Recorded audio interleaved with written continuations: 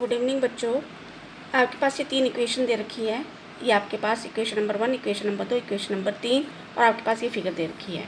आपके पास ये इक्वेशन दे रखी है। मैंने इक्वेशन की नंबरिंग के अकॉर्डिंग यहाँ पे लिखती है, नंबरिंग लिखती है। ये इक्वेशन नंबर 1 है, ये इक्वेशन नंबर 2 है, आपके पास इक्वेशन नंबर 3 है। सोल्यूशन इसका आपके पास देखा ए ऑफ, बी ऑफ और सी ऑफ। ए ऑफ मीन्स ए के निर्देशांक। तो बिंदु ए के निर्देशांक आपको दिखाई दे रहा होगा, ये बिंदु ए है। ये कॉमन पॉइंट किसका है? इस रेखा का और इस रेखा का क्या कहते हैं, आपके पास एक कॉमन पॉइंट है। तो बिंदु ए के निर्देशांक निकालने के लिए आपको क्या करना पड़ेगा?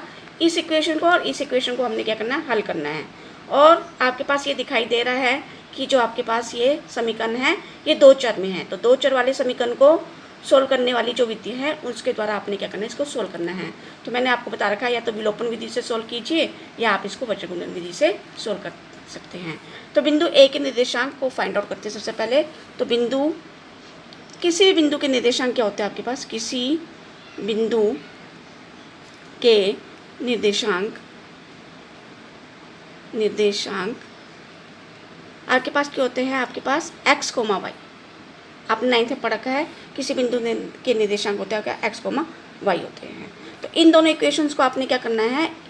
सोल्व करना है। आपने x का मान निकालना है और y का मान निकालना है। तो बिंदु a के क्या जाएंगे? निर्देशांक आएंगे। तो बिंदु a के निर्देशांक के लिए हमने पहले करना है बिंदु a के निर्देशांक के लिए। तो इसके लिए क्या करना है? हमको समीकरण 1 और समीकरण नंबर 2 को क्या करना है? हल करना है। तो लिखेंगे हम समीकरण 1 और समीकरण 2 को हल करने पर, तो इसको चलो मैं उससे करती हूँ, क्या कहते हैं आपके पास, विलोपन विधि से। तो विलोपन विधि में देखिए यहाँ पे 2x है, तो इसको क्या करना है? मैं चर x को क्या करना चाहती हूँ? एलिमिनेट करना चाहती हूँ या विलुप्त करना चाहती हूँ। तो मुझे यहाँ पे क्या बनाना है? 2 बनाना है। यहाँ पे 2x है तो यहाँ पे भी मुझे 2x बनाना है। तो इसका मतलब क्या? समीकरण नंबर 2 को मुझे क्या करना है? 2 से गुना करना है। तो यहाँ लिख दूँगी मैं समीकरण 2 को 2 से गुना करने पर, तो 2 से गुना कर दिया मैंने। 2 गुना x 2x प्लस 2 गुना 4y 8y प्लस 2 गुना 2 4 आ गया आपके पास। ये आ गया समीकरण नंबर 4 आ गया। 3 तक नंबरिंग कर चुकी है, समीकरण नंबर 4। अब क्या करना? हमने समीकरण 1 और 4 को क्या करना है? सोल्व करना है। तो लिख दिया मैंने। पहले समीकरण 1 को लिखा 2x माइनस 5y बराबर 1, 2x प्लस 8y बराबर आपके पास क्या 4 आ गया। अब यहाँ पे देखिए चर x, 2x और 2x क्या सेम साइन है। इसका मतलब क्या है? इस चर x को कैंसिल करने के लिए क्या करना पड़ेगा? हमें एक क्या चाहिए? एक प्लस में चाहिए, एक माइनस में चाहिए। तो इसका मतलब क्या है? इन दोनों समीकरणों को घटाना पड़ेगा। तो आपके पास समीकरण 1 माइनस समीकरण नंबर 4 जैसा लिखा है वैसे ही घटाएंगे। ये समीकरण नंबर 1 है, ये आपके पास समीकरण नंबर 4 है, और दोनों को क्या करना है? घटाना है। तो माइनस का चिन्ह आ जाएगा, इम्प्लाइज दैट। तो ये यहाँ पे प्लस है, माइनस, यहाँ प्लस है, यहाँ माइनस, यहाँ प्लस है, यहाँ पे माइनस। प्लस का 2x माइनस का 2x कैंसिल। अब माइनस का 5y माइनस का 8y दोनों सेम साइन है, जुड़ जाएंगे। माइनस का 13y। अब प्लस का 1 माइनस का 4, तो क्या आ जाएगा? माइनस का 3। 1 प्लस 1 माइनस से घटाएंगे तो माइनस माइनस दोनों तरफ से कैंसिल हो गए। तो y इक्वल टू क्या गया? 3/13। अब y का मान समीकरण नंबर 1 या समीकरण नंबर 2 में रखेंगे। तो लिखेंगे आप y का मान, मैं समीकरण नंबर 1 में रख रही हूँ, समीकरण 1 में रखने पर। तो समीकरण नंबर 1 लिखती मैंने।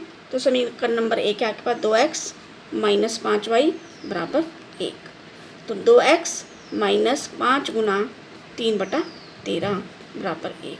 तो 2x माइनस 15/13 बराबर 1। तो यहाँ से आएगा 2x is equal to 1 minus का 15/13 इधर आके प्लस का 15/13। अब 2x बराबर 13 क्या आ जाएगा आपके पास? एलसीएम आ जाएगा। अब 13 कम 13 प्लस 15, तो ये आपके पास आ गया 13 और 15 कितना हो गया आपके पास? 28/13। अब x का मान निकालना है। तो 2x बराबर आपके पास आ गया 28/13।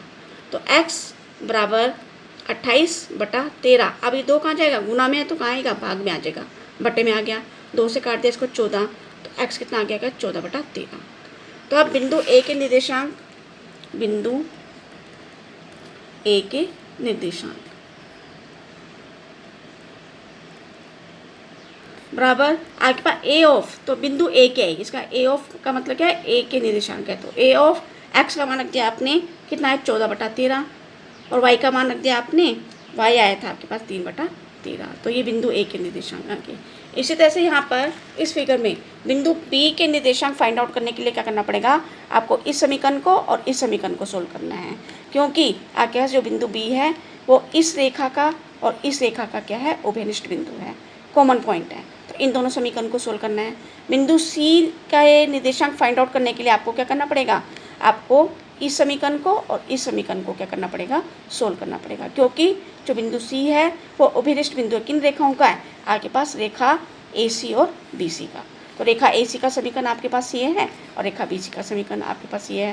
तो इन दोनों को सोल्व करना है आपने। तो ये बिंदु सी के निर्देशांक इस तरह से आप फाइंड आउट करोगे। Thank you.